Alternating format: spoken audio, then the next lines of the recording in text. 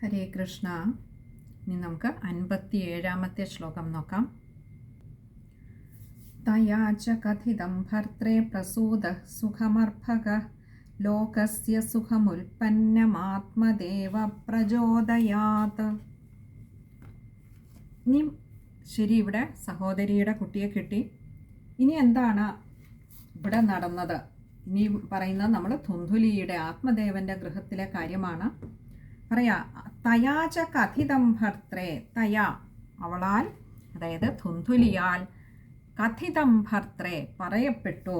ആരോട്? ഭർത്താവിനോട്. എന്ത്? പ്രസൂത സുഖമർഭക, പ്രസൂത ഞാൻ പ്രസവിച്ചു, സുഖമർഭക സുഖമായി തന്നെ പ്രസവിച്ചു. ഒരു ആൺകുഞ്ഞാണ്. അർഭക ഒരു ആൺകുഞ്ഞാണ്. ഞാൻ സുഖമായി പ്രസവിച്ചു, വലിയ പ്രസവ വേദനയൊന്നും ഉണ്ടായില്ല, എനിക്കൊരു ബുദ്ധിമുട്ടും ഇല്ലാതെ തന്നെ ഞാൻ സുഖമായി പ്രസവിച്ചു എന്നുള്ള കാര്യം അന്നേ ദിവസം ഭർത്താവിനെ ആത്മദേവൻ എന്ന ബ്രാഹ്മണനെ അറിയിച്ചു. ലോകസ്യ സുഖമുൽപ്പന്നം ആത്മദേവ പ്രചോദയാത്. ലോകസ്യ സുഖമുൽപ്പന്നം ആത്മദേവ പ്രചോദയാത്. ഈ ലോകത്തിൻ്റെ സുഖമുൽപ്പന്നം, സുഖത്തിനായിക്കൊണ്ട്, നന്മയ്ക്കായിക്കൊണ്ട് വർത്തിക്കുന്ന ആത്മദേവ പ്രചോദയാത്. ഈ ആത്മദേവൻ എന്ന ബ്രാഹ്മണൻ പ്രചോദയാത് സന്തോഷിച്ചു. മറ്റുള്ളവരുടെ സുഖത്തിൽ സന്തോഷിക്കുന്നവരാണ് സജ്ജനങ്ങൾ. ഈ ലോകത്തിൻ്റെ തന്നെ സുഖത്തിനായിക്കൊണ്ട് വർത്തിക്കുന്നവരാണ് ബ്രാഹ്മണർ. ഇവിടെ പറയുകയാണ്, അങ്ങനെ ലോകത്തിൻ്റെ തന്നെ സുഖത്തിനായി വർത്തിക്കുന്ന ആ ആത്മദേവൻ എന്ന ബ്രാഹ്മണൻ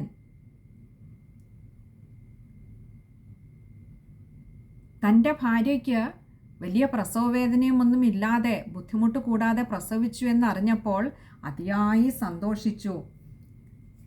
കാരണം തനിക്ക് ചുറ്റിനുമുള്ളവരൊക്കെ സുഖമായി സന്തോഷമായി കഴിയുന്നത് കാണാൻ ആഗ്രഹിക്കുന്നവരാണ് എപ്പോഴും സജ്ജനങ്ങൾ. ഇവിടെ ലോകത്തിൻ്റെ തന്നെ സുഖമുൽപ്പന്നം, ലോകത്തിന് സുഖം ഉണ്ടാക്കുന്നത് എങ്ങനെയാണ്? ശരിയായ ജ്ഞാനം പകർന്നു കൊടുത്തുകൊണ്ട്. അങ്ങനെ ഉള്ള ധർമ്മിഷ്ഠനായ ആ ബ്രാഹ്മണന്, ആത്മദേവന് വളരെയധികം പ്രചോദയാത്, അത്യധികം സന്തോഷിച്ചു. തനിക്കിങ്ങനെ ഒരു സന്താനമുണ്ടായി, തന്നെയല്ല ഭാര്യയ്ക്ക് അതുകൊണ്ടൊരു ബുദ്ധിമുട്ടും ഉണ്ടായതുമില്ല, സുഖമായി പ്രസവിച്ചുവല്ലോ എന്നോർത്ത്. ഇനി നമുക്ക് ആ ശ്ലോകം ഒന്നുകൂടി നോക്കാം. തയാച കഥിതം ഭർത്രേ പ്രസൂതഃ സുഖമർഭകഃ ലോകസ്യ സുഖമുൽപ്പന്നമാത്മദേവ പ്രചോദയാത്. ഇവിടെ ആ ശ്ലോകം വായിക്കുമ്പോൾ ശ്രദ്ധിക്കേണ്ട കാര്യങ്ങൾ: പ്രസൂതഃ സുഖമർഭകഃ, രണ്ടിടത്തും വിസർഗമുണ്ട്, അത് രണ്ടും ശ്രദ്ധിക്കുക. പകുതി ഹകാരത്തിൽ വായിക്കുക. അതുപോലെ സുഖമർഭക, സുഖം അർഭക ആണ്, അതുകൊണ്ട് അതും ശ്രദ്ധിക്കുക. അകാരം കൊടുക്കുക അവിടെ മായ്ക്ക്. പിന്നെ അടുത്തത് ലോകസ്യ സുഖമുൽപ്പന്നമാത്മദേവ, സുഖമുൽപ്പന്നമാത്മദേവ, അവിടെ സുഖം ഉൽപ്പന്നാണ്, മായ്ക്ക് ഉകാരം കൊടുക്കുക. അതുപോലെ സുഖമുൽപ്പന്നം ആത്മദേവ, ഇവിടെ മായ്ക്ക് അകാരം, ആത്മദേവ. ഇവിടെ നോക്കൂ, ലോകത്തിന് സുഖത്തെ കൊടുക്കുവാൻ പ്രയത്നിക്കുന്ന ധർമ്മിഷ്ഠനായ ആ ബ്രാഹ്മണന് തനിക്കൊരു ഉണ്ണി ഉണ്ടായി എന്നറിഞ്ഞപ്പോൾ ഒന്നുകൂടി സന്തോഷിച്ചു. എന്താ? ആ ഉണ്ണിയും നാളെ ലോകത്തിന് സുഖം പകരുന്നവനായി മാറണം. അങ്ങനെ ഒരു ഉണ്ണിയെ തനിക്ക് കിട്ടിയല്ലോ, ആ സന്യാസി പറഞ്ഞ വാക്ക് പാഴായി പോയില്ലല്ലോ എന്നോർത്തപ്പോൾ ആത്മദേവന് അതിയായ സന്തോഷമുണ്ടായി. ഇനിയും 58-ാമത്തെ ശ്ലോകമാണ്. ദദൗദാനം ദ്വിജാദിഭ്യോ ജാതകർമ്മവിധായ ച ഗീതവാദിത്രഘോഷോ ഭൂതദ്വാരേ മംഗളം ബഹു. നമുക്ക് ആ ആത്മദേവൻ എന്ന ബ്രാഹ്മണൻ്റെ കാര്യം പറയുക. അങ്ങനെ പുത്രനൊക്കെ ഉണ്ടായപ്പോൾ ആ സന്തോഷാധിക്യം കൊണ്ട് ദദൗദാനം, ധാരാളം ദാനം ചെയ്തു.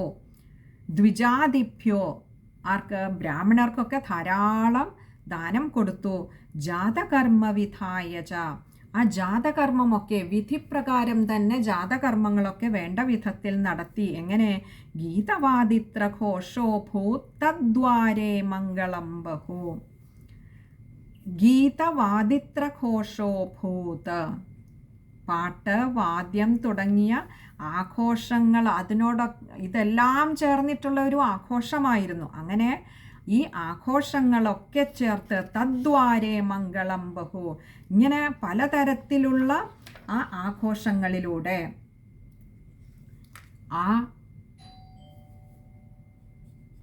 അപ്പോൾ ഇങ്ങനെയുള്ള പലതരത്തിലുള്ള ആഘോഷ പരിപാടികൾ, ഇപ്പം പാട്ട്, അതുപോലെ വാദ്യം തുടങ്ങിയ പലതരത്തിലുള്ള ഒരു ആഘോഷങ്ങളുടെ മേമ്പൊടിയോടുകൂടി ഈ ഒരു സന്ദർഭത്തെ ഒന്നുകൂടി മംഗളകരമായിട്ട് മാറ്റി. നമുക്ക് ആ ശ്ലോകം ഒന്നുകൂടി നോക്കാം. ഇവിടെയും ആ ആത്മദേവൻ എന്ന ബ്രാഹ്മണൻ്റെ ആ ഒരു മനസ്സിൻ്റെ ആ ഒരു സന്തോഷാതിരേകം ഇവിടെ നമുക്ക് വളരെ വ്യക്തമായിട്ട് കാണാം. അതുകൊണ്ടാണ് തൻ്റെ പുത്രന് ജാതകർമ്മം ചെയ്യുമ്പോൾ അത് എത്രമാത്രം മംഗളകരമാക്കാമോ അത്രമാത്രം മംഗളകരമാക്കി. വേണ്ട വിധത്തിൽ തന്നെ ആ ജാതകർമ്മം വിധിപ്രകാരം തന്നെ ജാതകർമ്മ സംസ്കാരങ്ങളൊക്കെ ചെയ്തു. അതേപോലെ തന്നെ ബ്രാഹ്മണർക്കൊക്കെ ധാരാളം ദാനം നൽകി. പിന്നെ ആഘോഷങ്ങൾക്ക് ആ മേളക്കൊഴുപ്പിനൊട്ടും തന്നെയും കുറവ് വരുത്തിയില്ല. കാരണം തനിക്ക് എത്രയോ കാലമായി ആഗ്രഹിച്ചിരുന്നുണ്ടായ ഉണ്ണിയാണ്. ആ സന്യാസിയുടെ വാക്കുകൾ പാഴായി പോകാതെ ഒരു സൽപുത്രൻ തന്നെയാവും തനിക്കിപ്പോൾ ഉണ്ടായിരിക്കുന്നതെന്ന് ഇവിടെ ആത്മദേവൻ എന്ന ബ്രാഹ്മണൻ അങ്ങോട്ട് ഉറപ്പിച്ചു. അതുകൊണ്ട് അത് ധാരാളം മേളക്കൊഴുപ്പുകളോടുകൂടി തന്നെ ആ ഒരു സന്ദർഭത്തെ ഉത്സവ മേളമാക്കി മാറ്റി. നമുക്ക് ആ ശ്ലോകം ഒന്നുകൂടി നോക്കാം. ദദൗദാനം ദ്വിജാതിഭ്യോ ജാതകർമ്മവിധായ ച ഗീതവാദിത്രഘോഷോ ഭൂതദ്വാരേ മംഗളം ബഹു. ഈ ശ്ലോകം വായിക്കുമ്പോൾ ശ്രദ്ധിക്കേണ്ട കാര്യങ്ങൾ: രണ്ടാമത്തെ വരിയിൽ ഗീതവാദിത്രഘോഷോ ഭൂതദ്വാരേ, അതത്രയും കഴിയുന്നതും ചേർത്ത് തന്നെ വായിക്കുക. ചേർത്ത് വായിക്കുമ്പോഴും ഗീതവാദിത്രഘോഷ അഭൂത തദ്വാരേ, അവിടെ അഭൂത തദ്വാരേ ആയതുകൊണ്ട് തന്നെ താ കൂട്ടക്ഷരമാണ്, വായിക്കുമ്പോൾ ശ്രദ്ധിക്കുക. ഇനി അടുത്തത് 59-ാമത്തെ ശ്ലോകമാണ്. ഭർത്തുരഗ്രേ ബ്രവീദ്വാക്യം സ്തന്യം നാസ്തി കുജേ മമ അന്യസ്തന്യേന നിർദുഗ്ധ കഥം പുഷ്ണാമി ബാലകം. ഭർത്തുരഗ്രേ ബ്രവീദ്വാക്യം, ഭർത്തുഹു അഗ്രേ അബ്രവീത് വാക്യം, ഇങ്ങനെ 4 വാക്കുകൾ അവിടെ വരുന്നുണ്ട്. ഭർത്തുഹു ഭർത്താവിൻ്റെ, ആ ആത്മദേവൻ എന്ന ബ്രാഹ്മണൻ്റെ അഗ്രേ മുൻപിൽ വന്ന, അബ്രവീത് പറഞ്ഞു, ഇപ്രകാരം പറഞ്ഞു. വാക്യം അതായത് ഇപ്രകാരമുള്ള വാക്കുകളെ പറഞ്ഞു. എന്താ? സ്തന്യം നാസ്തി കുജേമമ, എനിക്ക് പാല് തീരെ ഇല്ല, പ്രസവിച്ചുവെങ്കിലും പാല് വളരെ കുറവാണ്. എൻ്റെ സ്ഥലങ്ങളിൽ ഈ ഉണ്ണിക്ക് വേണ്ട പാല് കൊടുക്കുവാനില്ല. അതുകൊണ്ട് അന്യസ്തന്യേന നിർദുഗ്ധ, അന്യസ്തന്യേന അന്യരുടെ മുലപ്പാല് കൊടുക്കണ്ട. അതുകൊണ്ട് എങ്ങനെയാ നിർദുഗ്ധ കഥം പുഷ്ണാമി ബാലകം. അപ്പോൾ അന്യരുടെ പാല് കൊടുത്ത് വളർത്തുന്നതിനേക്കാൾ നല്ലത്, അപ്പോൾ എൻ്റെ സഹോദരിയും പ്രസവിച്ചിട്ടുണ്ടല്ലോ, അവളുടെ ആണെങ്കിൽ ഉണ്ണി മരിച്ചു പോവുകയും ചെയ്തു, അപ്പോൾ അവൾക്ക് പാലുണ്ട്, അതുകൊണ്ട് അവളെ കൊണ്ടുവന്നിട്ട് അവളുടെ പാല് നമുക്ക് കൊടുത്ത് ഉണ്ണിയെ വളർത്താം. മറ്റുള്ളവരുടെ പാല് കൊടുക്കണ്ട, എനിക്ക് പാല് തീരെയില്ല, ഈ ഉണ്ണിയെ നമ്മളല്ലാതെ എങ്ങനെയാണ് വളർത്തുക എന്നൊക്കെ ഇങ്ങനെ സങ്കടം ബോധിപ്പിച്ചു വന്ന ഭർത്താവിൻ്റെ മുൻപിൽ വന്ന് നിന്ന. ഇനി നമുക്ക് നോക്കൂ, കഥം പുഷ്ണാമി ബാലകം, അതല്ല എങ്കിൽ എങ്ങനെ നമ്മൾ ഈ ഉണ്ണിയെ വളർത്തും? അവിടെയാണ്, അതായത് ആ ഉണ്ണി, ഈ ആത്മദേവൻ എന്ന ബ്രാഹ്മണൻ എത്രമാത്രം പ്രിയപ്പെട്ടതാണ് ആ ഉണ്ണിയോടുള്ള സ്നേഹം. കാരണം ഇവിടെ ഈ ആത്മദേവൻ്റെ വിചാരം ഈ സന്യാസി പറഞ്ഞ അനുസരിച്ച് തനിക്ക് പിറന്ന ആ സുപുത്രനാണെന്നാണ്. അപ്പോൾ അതിനെ അങ്ങോട്ടൊരു തരത്തിൽ പറഞ്ഞാൽ ചൂഷണം ചെയ്യുന്ന വിധത്തിലാണ് ഇവിടെ ഈ ധുന്ധുലി ദേവിയുടെ ആ ഒരു മാനസികാവസ്ഥ. കാരണം ഇവിടെ തൻ്റെ കള്ളം മറയ്ക്കുമെന്നതിന് വേണ്ടിയിട്ട് അതേസമയം സഹോദരിയെ കൊണ്ട് പാലുകൂട്ടുകയും വേണം. കാരണം ഇത് തൻ്റെ ഉണ്ണിയല്ല, ഇതിനെ പാലൂട്ടാൻ സഹോദരിക്ക് മാത്രമേ കഴിയൂ എന്ന് ധുന്ധുലിക്കറിയാം. എന്നാൽ അതവിടെ മറച്ചു വെച്ചുകൊണ്ട് ഈ ആത്മദേവന് തൻ്റെ പുത്രനോടുള്ള ആ ഒരു പുത്രവാത്സല്യത്തെ നന്നായി മുതലെടുത്തുകൊണ്ട് ഇവിടെ വന്ന് പറയുകയാണ്, ഈ ഉണ്ണിയെ നമ്മളല്ലാതെ എങ്ങനെ വളർത്തും? ആ ചോദ്യത്തിൽ ആ ഒരു മാതാവിൻ്റെ വാത്സല്യമല്ല, പിതാവിൻ്റെ ആ ഒരു വാത്സല്യത്തെ വല്ലാതെ ചൂഷണം ചെയ്യുകയാണ് ചെയ്യുന്നത്. നമുക്ക് ആ ശ്ലോകം ഒന്നുകൂടി നോക്കാം. ഭർത്തുരഗ്രേ ബ്രവീദ്വാക്യം സ്തന്യം നാസ്തി കുജേ മമ അന്യസ്തന്യേന നിർദുഗ്ധ കഥം പുഷ്ണാമി ബാലകം. ഈ ശ്ലോകം വായിക്കുമ്പോൾ ശ്രദ്ധിക്കേണ്ട കാര്യങ്ങൾ: ഭർത്തുരഗ്രേ, രായ്ക്ക് അകാരം കൊടുത്തു വായിക്കുക. അതുപോലെ അതിനുശേഷം ഒരു വിശ്ലേഷണമുണ്ട്, എകാരം നീട്ടിയെടുക്കണം. അബ്രവീദ്വാക്യമാണ്. അപ്പോൾ ഭർത്തുരഗ്രേ ബ്രവീദ്വാക്യം, ഇവിടെ എകാരം നീട്ടിയെടുക്കുക. പിന്നെ ബാക്കിയൊക്കെ എളുപ്പമുള്ളതാണ്. അന്യസ്തന്യേന നിർദുഗ്ധ, അതൊക്കെ കുറച്ചുകൂടി എളുപ്പമുള്ള വാക്കുകളാണ്. ഇനി അടുത്തത് 60ാമത്തെ ശ്ലോകമാണ്. മത്സ്വസായ പ്രസൂതായ മൃതോ ബാലസ്തു വർത്തത്തെ താമാകാര്യഗൃഹേ രക്ഷ സ തേർഭം പോഷയിഷ്യതി. അപ്പോൾ തൊട്ടു മുൻപുള്ള ശ്ലോകത്തിൽ അന്യരുടെ സ്തന്യം എങ്ങനെയാണ് ഈ കുട്ടിയെ കുടിപ്പിക്കുക, അതായത് അന്യരുടെ മുലപ്പാൽ കുടിപ്പിച്ചാൽ ഇനിയും തങ്ങളുടെ ഈ ഒരു ബ്രാഹ്മണ സംസ്കാരത്തിൽ നിന്നും വ്യതിചലിച്ചു പോയെങ്കിലോ എന്നുള്ള രീതിയിൽ തൻ്റെ ഭർത്താവിൻ്റെ മുൻപിൽ വന്ന് പറഞ്ഞ ധുന്ധുലി അടുത്ത ഇനി ഒരു ഉപായം പറഞ്ഞു കൊടുക്കുകയാണ് ഭർത്താവിന്. എന്താ? മൽസ്വസായ, എൻ്റെ സ്വന്തം സഹോദരി, പ്രസൂതായ, അവളും പ്രസവിച്ചുവല്ലോ ഈയിടെ, പക്ഷേ മൃതോ ബാലസ്തു വർത്തതേ, അവളുടെ ഉണ്ണി മൃതോ മരിച്ചുപോയിരിക്കുന്നു. ബാലസ്തേ വർത്തതേ, ബാലസ്തു വർത്തതേ, അവളുടെ ഉണ്ണി മരിച്ചു പോവുകയും ചെയ്തുവല്ലോ. അതുകൊണ്ട് താമാകാര്യഗൃഹേ രക്ഷ സ തേർഭം പോഷയിഷ്യതി. താമാകാര്യഗൃഹേ രക്ഷ, നമ്മുടെ ഈ ഉണ്ണിയെ രക്ഷിക്കുന്നതിന് സ തേർഭം പോഷയിഷ്യതി, അവൾ വന്നിട്ട് അവളുടെ പാലൂട്ടും. അങ്ങനെ ആവുമ്പോൾ നമുക്ക് മറ്റൊന്നും ഭയപ്പെടാനില്ല. മറ്റൊരാളിൻ്റെ സ്തന്യം കൊടുത്താൽ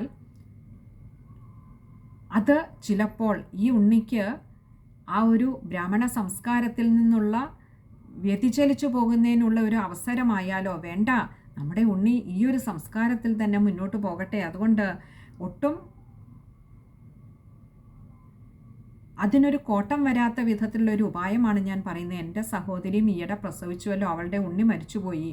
അപ്പോൾ അവൾക്ക് പാല് ഊട്ടുന്നതിന്, അവൾക്കാണെങ്കിൽ ധാരാളം പാലുമുണ്ട്.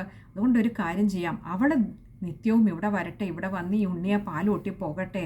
അപ്പോൾ ഉണ്ണിക്ക് വേണ്ട പാലുമാകും, അവൾക്കും അത് സ്ഥലങ്ങളിൽ പാല് കെട്ടി നിന്ന് അവൾക്കും അതിൻ്റെ ഒരു ബുദ്ധിമുട്ടില്ലാതെ ഇരിക്കും, നമുക്കും നല്ലത് തന്നെ. അന്യരുടെ പാലൂട്ടുന്നതിൽ നിന്ന് നമുക്ക് രക്ഷ നേടുകയും ആക്കാം. അതുകൊണ്ട് ഞാനിങ്ങനെ ഒരു ഉപായം എൻ്റെ മനസ്സിൽ തോന്നുന്നു എന്ന് പറയുകയാണ്. നമുക്ക് ആ ശ്ലോകം ഒന്നുകൂടി നോക്കാം. നോക്കുക, എത്ര കൃത്യമായിട്ടാണ് ഈ ധുന്ധുലി തൻ്റേതായ വഴിയിലേക്ക് കാര്യങ്ങളെ കൊണ്ടുവരുന്നത്. എപ്പോഴും ഇതുപോലെയുള്ള ദുഷ്ടബുദ്ധിയുള്ളവർക്ക് അവരെപ്പോഴും ഏതു വിധേനയും തങ്ങളുടെ വഴിയിലേക്ക് കാര്യങ്ങളെ കൊണ്ടുവരുന്നതിൽ വൈദഗ്ധ്യമേറുന്നവരായിരിക്കും. സദ്ഭാവത്തിൽ സത്ചിന്തയോടുകൂടി വർത്തിക്കുന്നവർക്ക് ഇതുപോലെയുള്ള ദുഷ്ടലാക്കുകളെ മനസ്സിലാക്കുവാനും പ്രയാസമായിരിക്കും.